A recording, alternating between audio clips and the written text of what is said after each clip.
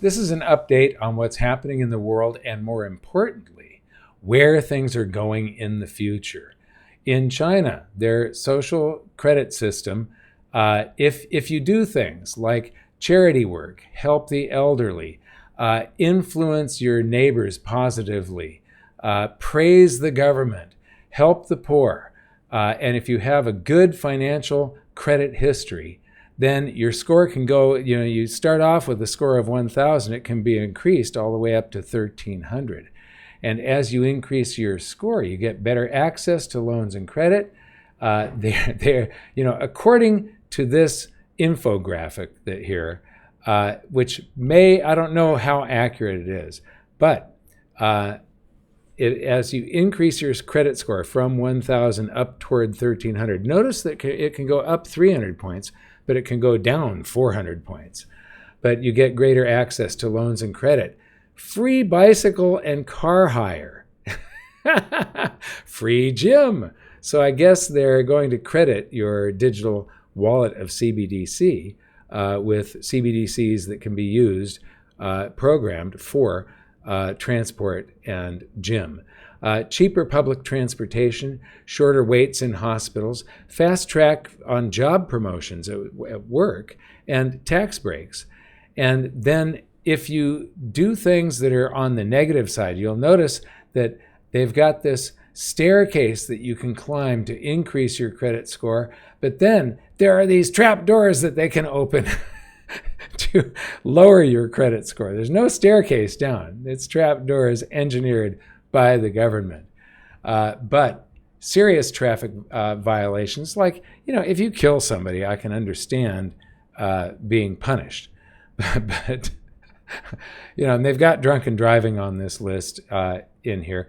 But things like speeding and jaywalking, protesting against the authorities, anti-government messages on social media, cheating in online games, believe it or not, this can all cause things like denial of licenses and permits, exclusion from flights and trains, limited access to loans and credit, and public shaming online and on TV.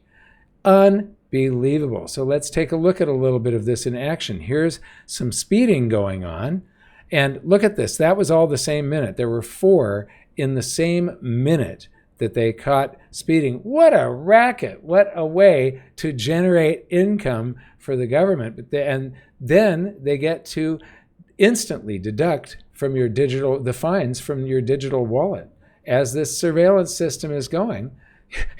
So you can speed. It's just that you're going to pay for it, and you do too much of it, and your social credit score goes down, and then other stuff happens. China is developing an app to tell users whether they are within a 500 meter, that's a big meter, that's a big radius, that's half a kilometer, of someone who is on the blacklist of the social credit system. So they can use this to isolate people. This alerts you to who you may want to stay away from, lest your social credit score goes down. So if you call one of these people, or if you socialize with them, your credit score is impacted. So it will cause great isolation for people that the government doesn't like. Here's a great one, just to keep track. We've found 1, a secret Chinese police station in New York City, and 6 more across the country. 2, the Chinese Communist Party funded classes in K through 12 schools in the United States. And 3, an illegal Chinese lab in California. Here's the New York Post with the police station in New York City and 6 more across the country. Chinese police stations. Alarming evidence links China Communist Party to American K through 12 schools. And the CDC detects coronavirus, HIV, hepatitis, and herpes in an unlicensed California lab. Now, this was owned by a Chinese company operating in Reedley, California. But what they discovered here was humanized mice, and then all of those viruses, coronavirus and so on, and humanized mice. So this is some viral research that was going on in a lab that has no safety controls in the middle of California. Then Lynn Alden says major banks have the right to monitor customers' social media in their privacy policies. So if you dig through their privacy policy, possibly your bank can decide if it's going to deal with you or not based on what you say on Twitter, Facebook, and YouTube. So I guess I'm already on their shit list. So moving on. Eritrea president says they are printing money. Hold on a second, little detour here. As early as the mid 300s BC, Aristotle was the first to define the three key functions that money has to serve in order for it to be called money.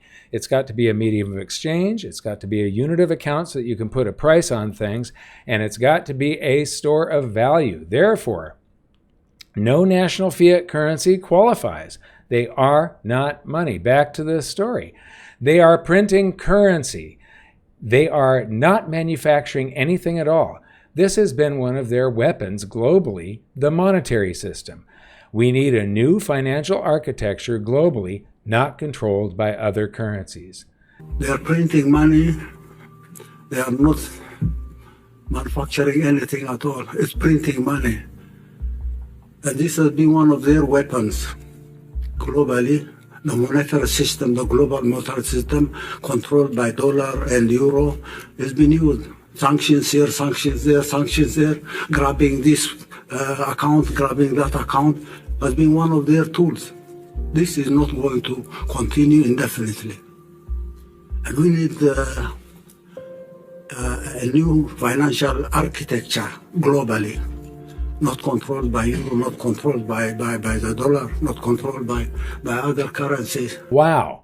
I want to inform the president of Eritrea, we used to have one of those systems. It was called gold, and it is as long as it is not pyramided on top of by some fractional reserve gold standard, then it works wonderfully well, balances all economies, it stores value, it equalizes the entire financial system across the world. Moving on again, little update on CBCs. The World Economic Forum in China last week, so this was 3 weeks ago. CBDCs could be programmed by governments to prevent purchases it deems undesirable, like ammunition, drugs, and pornography. Now, before you watch this clip, it's only 39 seconds. This guy here is senior professor of trade policy at Cornell University. He's senior fellow at Brookings Institute. He's the new chair in International Economics and Research associate at the National Bureau of Economic Research. He was previously chief of a division at the International Monetary Fund, the IMF, and before that, he was head of IMF's China division. So, now take a listen to this. And the one final note I will make is that if you think about the benefits of digital money, there are huge potential gains. It's not just about digital forms of physical currency. You can have programmability, units of central bank currency with expiry dates.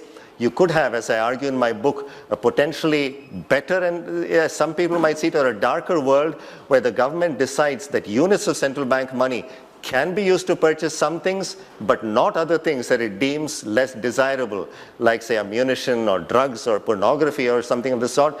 And that is very powerful in terms of the use of a CBDC. Well, isn't that nice? So, moving on, let's see what Jabba the Hutt says about central bank digital currencies. This is from TF Metal's report. And now, take a listen to this guy. For example, in cash, we don't know, for example, who's using a $100 bill today. We don't know who is using a 1,000 peso bill today. A key difference with the CBDC is that central bank will have absolute control on the rules and regulations that will determine the use of that expression of central bank liability. And also, we will have the technology to enforce that. So, just who is Jabba the Hutt? He is Agustin Carstens. He is the head of the Mexican Central Bank, Banco de Mexico, and with people like him running the world, you and I are in a whole lot of trouble. I want to thank you for watching. Please like and subscribe. We'll see you next time. This is just a quick update to our channel. We're expanding, and I need your help. I'm looking for a co-host that can appear in these videos with me who is also a content creator that can do cutting-edge research and help organize and record these videos. You also must be on board with the mission of this channel, and that is to enlighten the world that maximum prosperity can only be achieved through individual freedom, free markets, and sound money, and be on board with the mission of GoldSilver.com, which is to protect and save the middle class while simultaneously defending freedom and preventing the rise of socialism simply by getting honest money, gold and silver, into the hands of the public before a devastating economic crisis. If you think you have the skills and industry knowledge to help me grow this channel, then please send us an email with your resume and a link to a short 1-minute video to submissions@goldsilver.com, and make sure you put host in the subject line. And please also tell me why you think that you are the team player that we're looking for. Thanks.